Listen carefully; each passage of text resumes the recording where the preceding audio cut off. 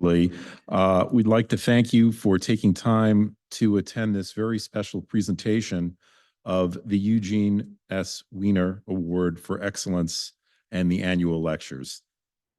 Today, we celebrate the memory of a very exceptional physician and man, Gene Wiener. Gene's career at Children's began here in 1972, just a year after I was born, as an assistant surgical resident. And among his many contributions, Gene had a very long-standing interest in the management of children with malignancies. Very special. His involvement included serving on the COG, or the Children's Oncology Group, which is the nation's largest clinical research organization that's very dedicated to the prevention and treatments of pediatric cancers. Gene also received several research grants to investigate various aspects of pediatric cancer treatments, and he published extensively on the subject of surgical oncology, venous access, and patient safety. His resume included over 85 peer review articles. Gene played a very key role in the development and design of the Children's Hospital at this very location in Lawrenceville. I never got to meet your dad, but I only heard amazing things about him. The things that I heard most often from my own mentors were that he simply got things done because he cared to do so. And it was very inspiring for me when I started here as a fellow to hear that from Dr. DeSimo, who took over for your dad and was a mentor of my own. So I'm sorry I never got to meet him, but I'm privileged to be able to introduce today's recipients and talk about him today. I'd like to call Jeff Wiener up to make some comments.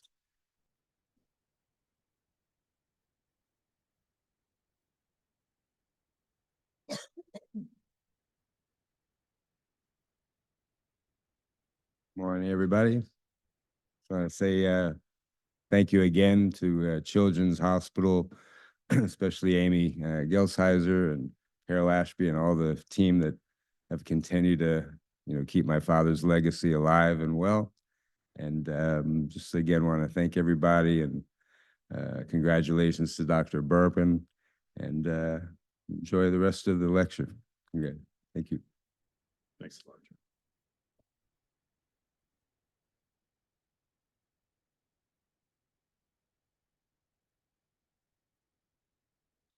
So I first want to thank the many staff members who submitted numerous nominations for this very prestigious award in our hospital.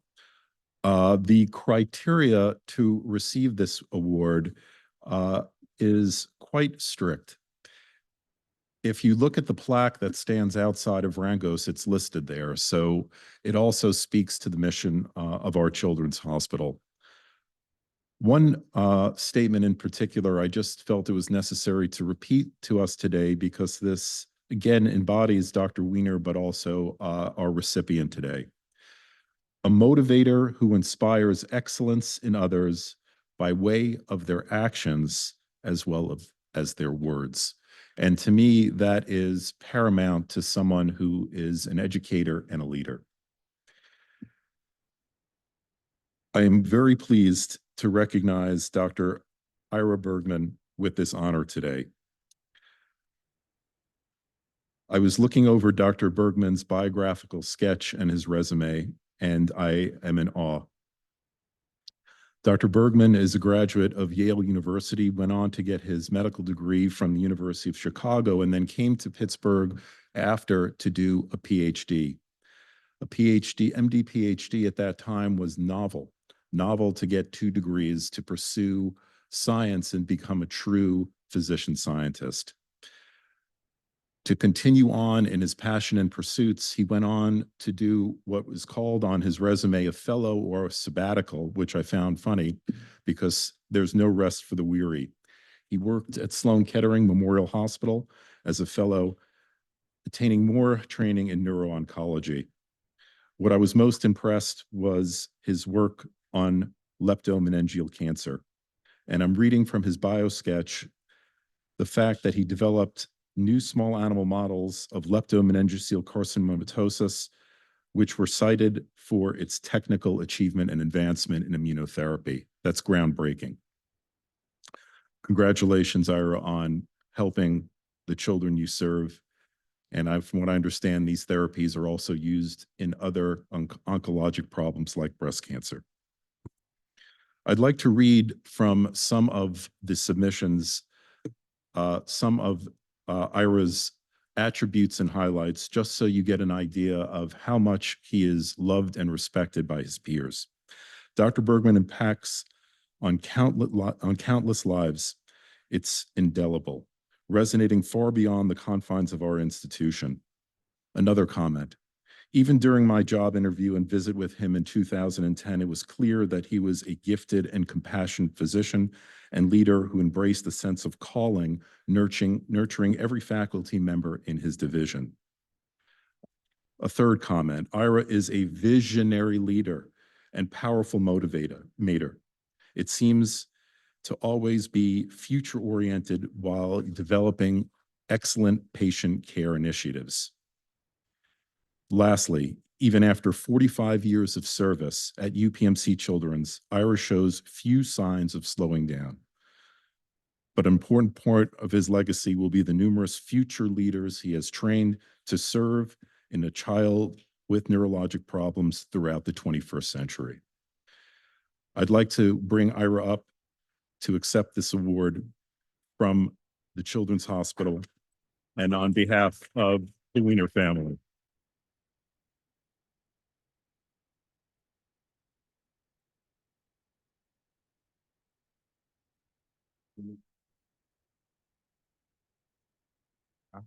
Thank you.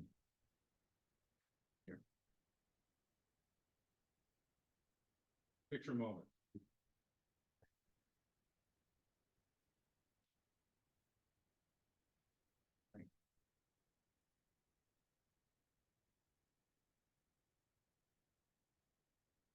So thank you, Mike, for those kind words. It is an honor to join the illustrious group that has been granted this award, named for a man that I knew and respected as a great surgeon and teacher. Many years ago, attending a dinner, a man found out that I worked at Children's Hospital, and he just had to tell me that he was an anesthesiologist, he had worked at CHP, and that the best surgeon by far that he had ever worked with was Gene Wiener, the best hands, the clearest thinker, and single-minded in caring for patients. I knew Gene as a clinician's medical director who was fanatic in pursuit of quality control, quality improvement, and patient safety. It is my honor to bear this award. I have 2 minutes to speak and will tell a brief story, but first, let me say that in the spring of 1979, after interviews in several cities across the country, I returned home to Boston and told my partner, Dahlia, who is sitting right there, that my dream job was in Pittsburgh. Where's Pittsburgh? She said, the girl from Chicago, LA, and New York. The next thing, we were driving through the tunnel into Squirrel Hill, where we bought a home, raised 3 children, started careers, and made friends. The partnership survived the marriage, and like Samson's hair, is the source of my strength. I am my beloved, and my beloved is mine. But I was on service, and here's the story. I was on service during Christmas, my first or second year, covering neurology and one of the pediatric services. The hospital was much smaller then, and there was only a handful of Jewish faculty. And we admitted a toddler with high fever, looking fine, and no source. The family was visiting from Phoenix. The dad was an orthopedist. Nobody was especially worried. Later at home, I got the call that buckles your knees and turns you to stone. Dr. Bergman, you know that boy you admitted from Arizona, says the nurse. Dear God, I said, please, not dead. Please, God, not dead. The nurse says, he's having trouble breathing. My circulation returns, and I say, I'll be right there. I'm just up the hill from the old children's hospital and at the bedside in 10 minutes. ENT has just finished intubating the child who has Haemophilus epiglottitis. The nurse, an old timer, says we couldn't wait. He was crowing and struggling. A few days later, the child went home back to Phoenix fine. That day, the nurse saved many lives, the child's, the patient's, and mine. I will close by saying that every day since arriving at Children's Hospital, work has been invigorating, fulfilling, educational, and collegial. It has provided meaning to my life. This gift was given by grace, for surely I did nothing to deserve it. I am deeply grateful to all of you for your support and friendship. Thank you.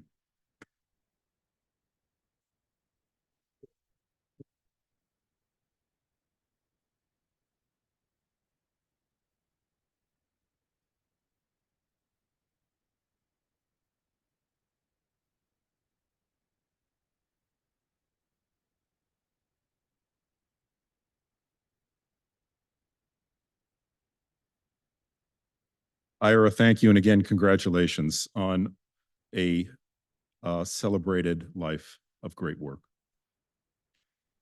I'd like to take this opportunity to now introduce Dr. Franklyn Cladis to speak with us today about promoting psychological safety in healthcare, a framework in patient safety. Before we bring Franklyn up, I just want to say personally and professionally how honored I am to have the opportunity to introduce him. I've worked with him over many years. He's also a neighbor, and he's a fine individual and physician. Dr. Cladis is a professor of anesthesiology and perioperative medicine here at UPMC Children's Hospital. He trained in both internal medicine and anesthesiology at the University of Rochester, and he then went on to his pediatric anesthesiology fellowship at Boston Children's. He is board certified in many things. He also most recently completed his MBA at the Katz School of Business in March of 2022. He's also our anesthesiologist in chief and provides anesthesia care for our infants and children in the operating room, on the pain service, and on our transplant teams. His area of clinical interests include anesthetic care of children with craniofacial abnormalities, pediatric, perioperative, and postoperative pain management, and point-of-care ultrasound use in anesthesia. He is an editor of the 8th, 9th, and 10th edition of Smith's Anesthesia in Infants and Children. From an educational perspective, Dr. Cladis was the program director for our Pediatric Anesthesiology Fellowship for over 17 years. He served on the board of directors of the Society for Pediatric Anesthesiology and the Society for Education in Anesthesia. He currently serves as the treasurer of the Society of Education in Anesthesia, and he is a full examiner for the American Board of Anesthesiology, which I must say is only awarded to the top board certified professionals in our country. Quite amazing. Franklyn, please come up and give us this lecture, and congratulations on this honor.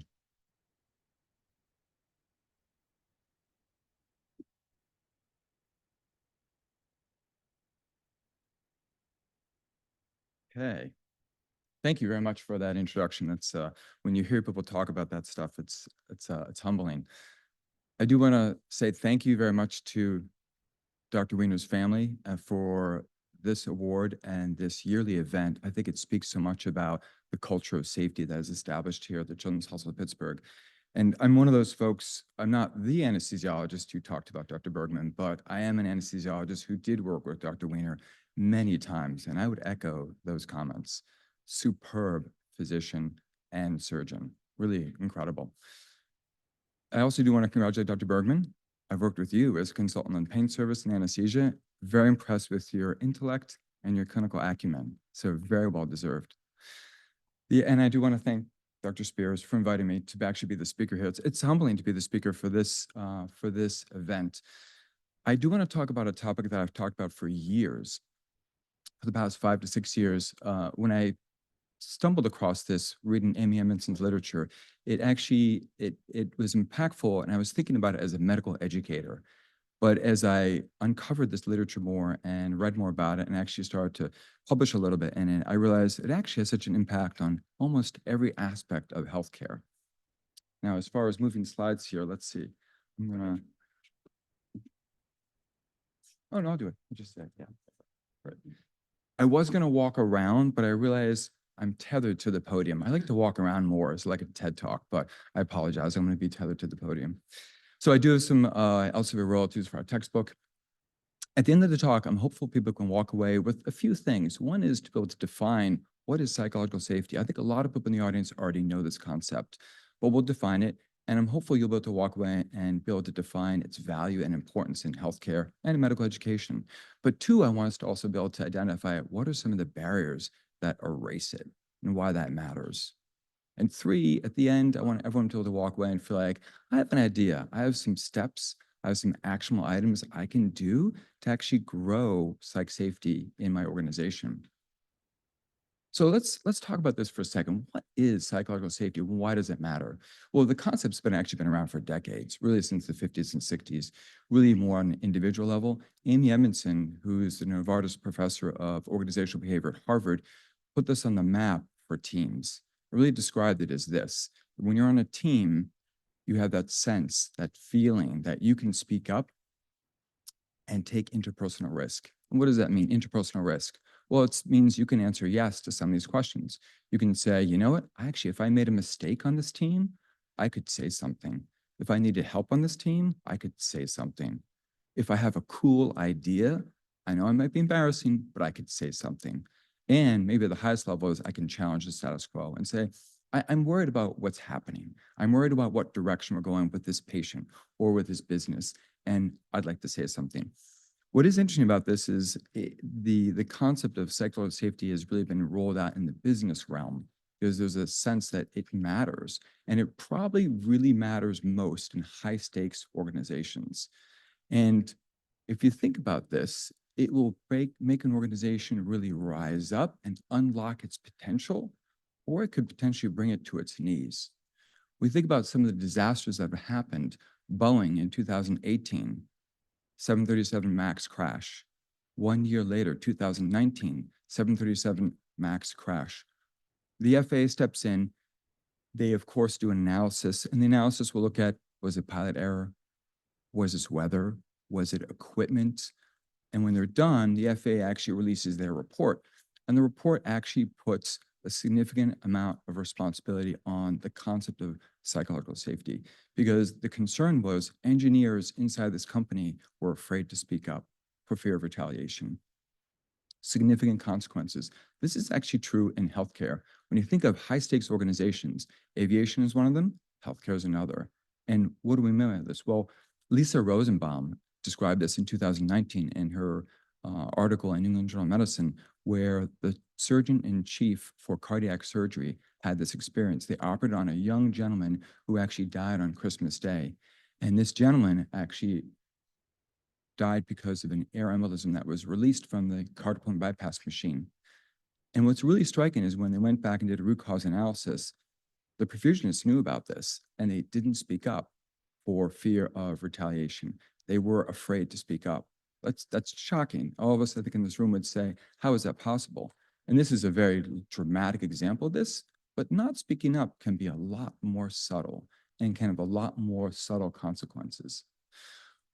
Well, let's back up though a little bit, because when we think about high stakes organizations like healthcare, it requires a team to function optimally. And what are the characteristics of that team that function optimally that really bring high quality care to the patient? Well, it embodies these things. Learning is number one. And that's true. You have to learn to discover what you don't know and create new solutions to problems that are complex. You need to manage risk. We need to innovate. We need to communicate. And people on these teams have a sense of well-being. People like being on these teams because these teams function well. I want to focus on learning though, because it does beg the question, well, psychological safety, it makes sense. It's like, why don't we do this?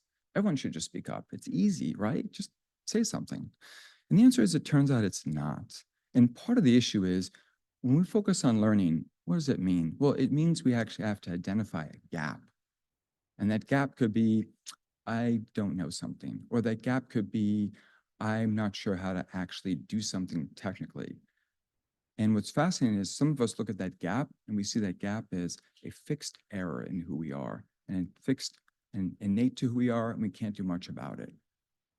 Carol Dweck in 2006 and 7 with her book Mindset described that as fixed mindset. But the reality is there's actually some of us in this audience that say, you know what, that gap is cool because that gap means I can fill it in. I can learn that skill set and grow. That's growth mindset. And what's really interesting is everybody in this room is a little bit of both. But some people in this room, in fact, it's just 5 questions on her survey, will find out if you're more fixed or more growth. The good news is we can nudge ourselves. And we can nudge ourselves from a fixed mindset, which basically says, my talents are innate to who I am and I can't do much about it, versus growth mindset, which says, you know what, I actually can change. I can even change my IQ with intentional work and effort. So Carol Dweck put this concept of growth mindset on the map in the early 2000s for individuals. Mary Murphy took this and said, this actually is true for organizations.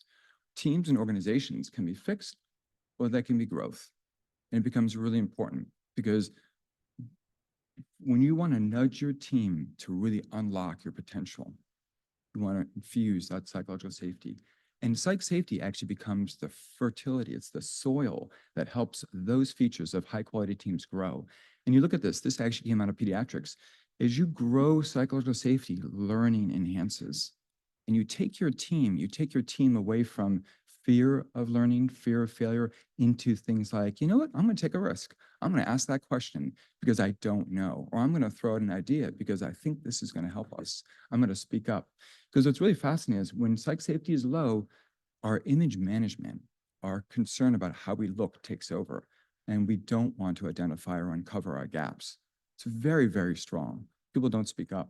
In fact, I remember I was reading an editorial from the dean of Yale who actually said he's concerned about our students today because they're more concerned about looking smart than becoming smart. This is a little bit of this we're talking about. In an environment with low psychological safety where you feel like, I'm going to be embarrassed about my mouth, you're not going to reveal your gaps.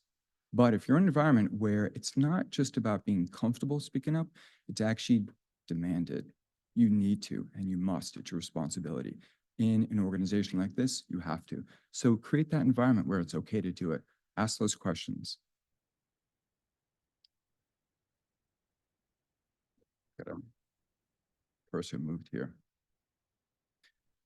The most common misconception about psychological safety, though, and Amy Edmondson describes this, is that sense that people will say, it's just being nice. Just be nice to people and you'll create it. And the answer is that's actually not true. In fact, I think this is a great table because if you look at the bottom, that metric there is performance pressure, accountability for results. And in healthcare, we are accountable. And on your team, you're accountable. And that doesn't go away whether you have high psych safety or low psych safety. It does not go away. What's really important, though, is if you are in a team with lots of performance pressure and accountability, and you live in an environment where you have high psychological safety, you're going to be in the learning zone. And that's awesome because that team is now learning, innovating, creating, and they're identifying really important solutions. So they're up here on the top right. Now, here's the problem in a lot of organizations, and healthcare is one of them. If you're in an environment where you feel like, you know what, I'm not going to open my mouth. I have a sense that I'll be either embarrassed or judged or criticized, or some people have described that sense in some organizations being fired. Why would you open your mouth? Those folks will live in the anxiety zone. And here's the problem with healthcare. If you live in the anxiety zone, people leave. And what I mean by leave is they leave cognitively first. You disengage. You're not participating. Why would you open your mouth and throw out that cool idea? You won't do that. Take that risk. And they leave literally and physically. They turn over. They actually leave. And actually, I'll talk about that in a second with one of my papers, but that's been well described in the business realm. Environments with low psych safety, people leave those environments. And if you want to actually really abolish psychological safety and learning, you can do one thing, and that's introduce fear. Fear will do that.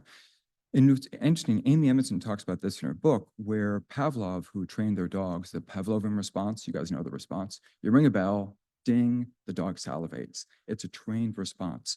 And what's really interesting about that is in 1923, the Leningrad floods came along and they flooded the basement where the dogs were living. And the technicians had to run down to the basement, save the dogs, and literally submerge some of the dogs to get them out of their cages, almost drowning some of them. When the dogs recovered, they went back to retraining the dogs. And what they noticed was the dogs that were terrorized had erased all of their learning as if they had never been trained before. They had literally forgotten their training. So fear impairs learning significantly. Anxiety and fear are a problem. This is true for dogs. It's actually true for humans, and it's true for healthcare teams. You want to introduce incivility, you will remove psychological safety, and you'll impair the performance of your team, not just by how they communicate, but how they think. Riskin did this paper in 2015. And actually, I remember when it came out, actually, I was so impressed with it. I sent it to Steve Docimo, and I was like, Steve, this is so important. We should talk about this. And what it basically did was they randomized NICU simulation. So you're on a NICU team, which is multidisciplinary. You have therapists, nurses, neonatologists on the team, and they're simulating the team. You randomize to just a control group or an intervention, and the intervention was incivility. And the incivility was not that significant. It was just a Confederate who called into the room right before they simmed and basically chewed them out a little bit. And then they went into the simulation. And what's fascinating is communication was degraded, but that's not what I'm showing you here. What was degraded was their ability to arrive at the correct diagnosis when there was clinical deterioration or neck or shock. So their cognitive load, their cognitive capacity was diminished because of incivility. So I think of this as a patient care, patient safety risk, and why I focus on it so much. And it's been reproduced in anesthesiology. They've done this for anesthesia residents, expose them to incivility. Their ability to arrive at the differential diagnosis, the correct diagnosis of hemorrhagic shock, is blunted. The reason this study is up here is because what's really remarkable is when you ask people, how do you think you did? They're like, I'm tough. I can handle incivility. I'm good. Turns out they're completely unaware of their degraded performance. So you might think you're good and you might think you're handling the incivility, but it turns out your performance is not optimized. In fact, it might be degraded. And that's what they demonstrated here. They're unaware of their performance. And what's really striking is it's not just about arriving at the differential diagnosis, it's about actually speaking up. And if you have incivility, most people won't speak up anymore. They're now in an environment where they're like, you know what? I'm just not going to open my mouth. Why would I do that? Why would I be yelled at? Why would I be punished?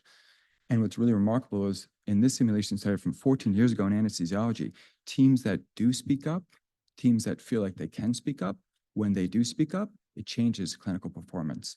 And they usually change their behavior and make the care better. They actually intervene. It's an auto-correction on the team that goes away when you have incivility. So it's really important that we actually have the ability to speak up.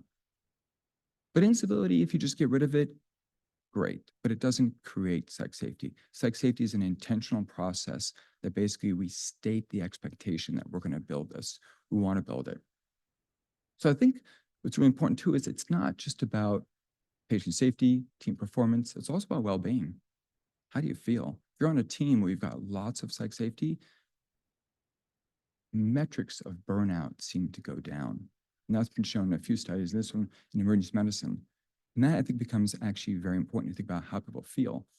What is interesting too is we can look at psych safety and look at it from the patient safety perspective, from the wellness perspective. But when you think about when does it get put on the map, when do people care about it? Sometimes it's when you put a dollar sign to it. And actually, this is true for burnout. Actually, in 2019, Tate Chenefelt and Joel Go did this paper where they looked at physician turnover and reduction in work hours based on burnout and the cost. And the thought was it's about 4.6 billion. And I thought this is really cool. They did a cost consequence analysis.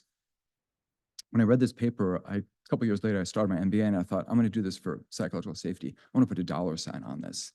And I thought, and I talked to statisticians all over the country.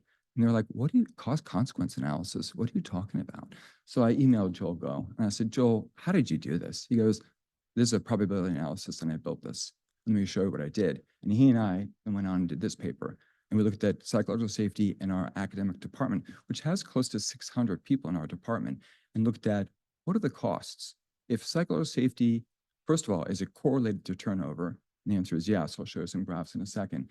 And if that's true, there's a cost to turnover. And if you don't believe that, JAMA 2017, JAMA Internal Medicine, for every time a physician leaves, it may cost the system 2 to 3 times their salary. That's that hidden cost you never see on a profit and loss statement or a balance sheet, but that exists. And in our department could cost up to $14 million a year in faculty, staff, CRNA turnover. So we looked at association as psychological safety as it descends and goes down, intention to leave goes up. And that one question, do you intend to leave your group within the next 12 months, is highly predictive of people actually leaving their group. It's true for CRNAs. Psych safety goes down, turnover score goes up. And then you can look at cost, and you can look at odds ratios here based on probability of, do you have a high psych safety score or low psych safety score? You can see for physicians, the prevalence of turnover with a high psych safety score, about 4%, but it goes up to about 20% if their psych safety score descends down. Odds ratio leaving with low psych safety, about 6 for our docs. You can take this, pop it into an equation looking at cost, and this looks complicated, but I blew this up to give you a little idea about just some of the numbers.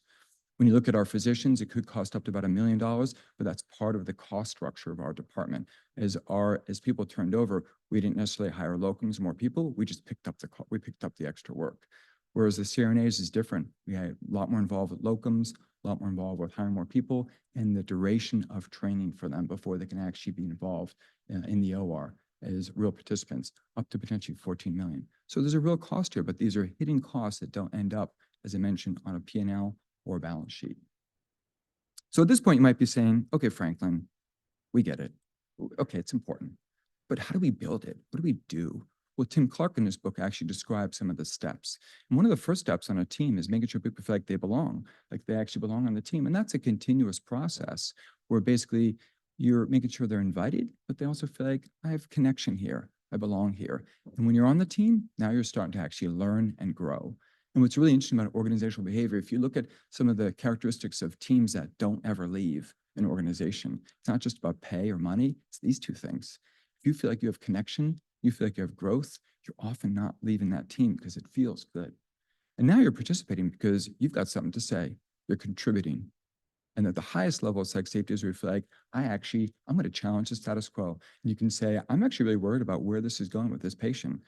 Or I'm concerned about, a great example is, Netflix lost hundreds of millions of dollars when they rolled out their streaming process because people were afraid to challenge the leadership at Netflix. So challenge becomes really important. So when you think about where we can intervene and instill psychological safety in a group, you can do it at the organizational level, you can do it at a team level, and you can do it at an individual level. And what's great about being here at the Children's Hospital of Pittsburgh is we embrace patient safety. It's amazing. This place is an amazing place to be. And it's part of the reason I've been here for 20 years. And what's really cool is you look at this list, we do a lot of these things. We already do. And if we keep focusing on this, because remember, psychological safety isn't a one and done. It's a continuous process of working towards unlocking our neural potential and unlocking our team's potential. But safety curriculum and policies, we do this already. We've got policies everywhere. And I can think of the policies that exist for us in the operating room. We've got same-day surgery policies where you can't go back to the OR without certain checklist of things being done. We do timeouts. We site mark.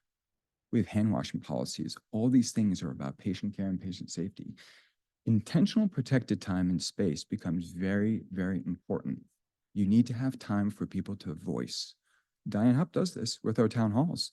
This actually is a space where people can speak up. Really important to have spaces, and it's important to have a variety of spaces like a town hall.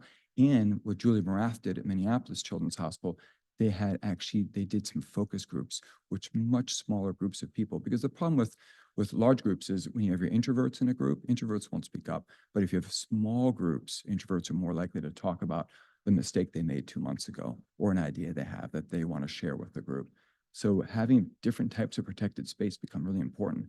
Our reporting system, this actually just came up at our FAAP exec meeting this morning, reporting if there's a concern and not being afraid to do that. And I think that was kudos to the team saying, I have a concern. Toyota talks about this. They have the andon cord.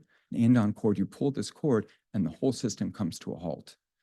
What's really important about that is when they pull the andon cord, everybody knows that the first reaction is, thank you. What happened? Why'd you pull the cord? Not, oh my gosh, why'd you stop the system? But thank you. Tell us what's going on. Leadership, I'm gonna get to in a second here because I want to talk about that as it relates to both organization and teams and individuals. Protocols and practices. again, we have a lot of these things. Like, for example, a timeout becomes really important. And a timeout actually can even be augmented when you think about doing stuff like this, where in a timeout, you can say not just about patient identification, allergies, blood in the room, all those things, but you actually can say something like, okay, everybody, we're going to start the surgery. Everybody has an obligation to speak up if you're concerned about an issue here. Really important. I did this actually, I've done this a couple times, and I did this with Rob Kellogg recently, and he's like, oh, we did this where I trained every time. This is actually Wake Forest's timeout. They require this. Teams that get to work together and know each other perform better. So having specialty teams for complex care becomes an important feature here. Introductions is one way to do it for teams who may not actually work together all the time, making sure they introduce each other, but having special teams for Pete's cardiac, our acute pain service, certainly on the medicine floors, you've got specialty teams. Minimizing turnover within a team becomes really important. The more people get to work with each other and minimize turnover, the more effective they are. And actually, Amy Emerson talks about this actually when they looked at aviation. And it's really fascinating when you take pilots, and if you take a captain and co-pilot and put them together right before they go on their 4-day journey, put them together, they're fresh, they're rested. Put them in the simulator and sim them. And then also take pilots that have now flown for 4 days. At the end of their shift, their 14-hour shift, they're exhausted. Put those two together into a simulator before they go home and sim them. Who makes fewer errors? The exhausted group that's worked together for 4 days makes fewer errors than the team that hasn't worked together yet, even though they're fresh and refreshed. So minimizing turnover, having the team work together, and team debriefs, I think, becomes really important as well. Training. Part of this is also training people in communication, training people in conflict management, training people in psychological safety. Actually doing this, and the group at St. Louis did this. They took the cardiac surgeons, anesthesiologists, nurses, technicians, and for a year put them through the whole group, the whole team, through a training process, and asked questions like, you know what, did you feel like you could speak up? And you can see that as they went through their training process, that score for that feeling like I can speak up grew, which was really important. And what's really fascinating is then as they actually looked at their medical errors over the course of the year, they seemed to decline. So how the team works together with intentional training can actually build this concept on the team. But let's talk about leadership, because look where it is. It's also in organizations, and it's also on your team. And this is actually my pitch to the audience is everybody in this room gets to be a leader at some point during your day, at some point during your month or your rotation. We have some leaders at a very high level. We've got our CEOs, we've got hospital presidents, I'm a division chief. I mean, those are kind of obvious, but everybody in this room gets to be a leader at some moment. I would argue if you're an R1, you've got 2 or 3 med students with you and you're doing some rounds, you're a leader in that moment. If you're a chief resident with your R2s and you're rounding, you're a leader in that moment. You're running a PBLD, I'm in the OR with my residents, I'm a leader in that moment, a clinical leader. And it really matters for establishing some of the behaviors that really grow psychological safety on that team. Now, not everybody gets to be Paul O'Neill. Paul O'Neill did this at a very large level in Alcoa, and it's just a good example of what happens when he came in. Actually, when he came in as the CEO, a lot of the shareholders were a little nervous about this because he pops in and he basically says, my mission is safety, not profit. And I think people were like, oh, no, it's profit, right? It's like, no, it's safety. My mission is safety. And he was very serious about this. In fact, he basically said, I want to make sure that we have no more deaths on the floor. People are not getting injured. And I'm serious about this. Here's my number. Here's my home number. You're going to call me if something happens. 6 months into his leadership as CEO, someone dies. And they call him. And his response was, how do we fix this? So his response was metered and appropriate. And he built that culture for years. And what happens with that is people of course they call with complications and concerns, but now they're actually talking about, I have a cool idea. They had this culture of, I want to throw ideas out there. I want to help this organization grow and move. And what's fascinating is he took Alcoa from basically about a $3 billion industry to a $30 billion industry by the time he left. One of the things they did because of their innovation was they created this internal email system where they could communicate with companies in Latin America and Europe much faster than their competitors, and they flourished. So you can see how some of this really unlocks the potential of an organization. But everybody in this room gets to be a leader, and everybody gets to do some of these things to establish this concept in your team. One is practicing just humility and fallibility, to basically say, I may make some mistakes. So tell me, poke holes in this plan. Tell me when I might be, missing something. In fact, Amy Emerson looked at this on 16 cardiac teams that were trying to implement a new technique. And the teams that actually implemented that technique the fastest, the ones that had the team leaders who did this routinely, like, tell me what I'm doing wrong, and do it real time. Don't wait till like we're done. Do it real time. Tell me what's happening. So demonstrating some infallibility. One way to do this is this concept of feedback seeking versus feedback sharing. Adam Grant, some of you in the audience may know about Adam Grant. He's a professor at Wharton, pretty well known. He's become kind of a sensation. But he talks about the study they looked at with feedback seeking versus feedback sharing, where you ask your team for feedback. That's feedback seeking. That helps.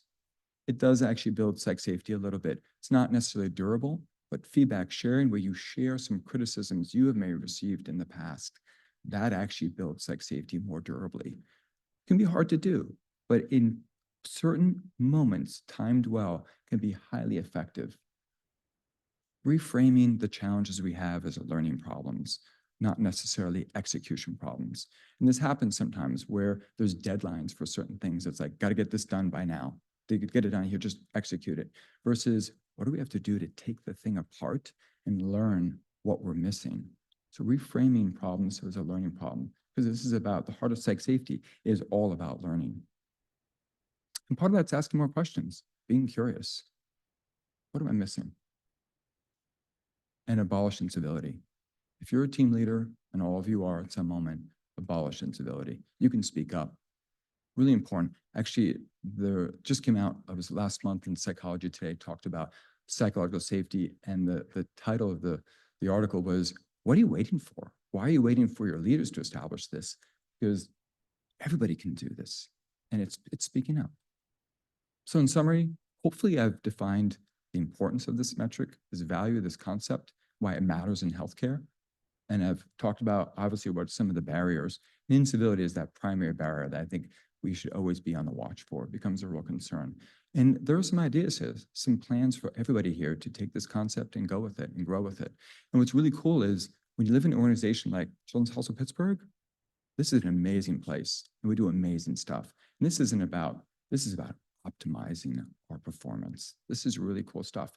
And what's great is it doesn't take a lot to shift the culture in an organization. Turns out it's probably about 10% of the organization needs to embody an idea to shift the culture a little bit.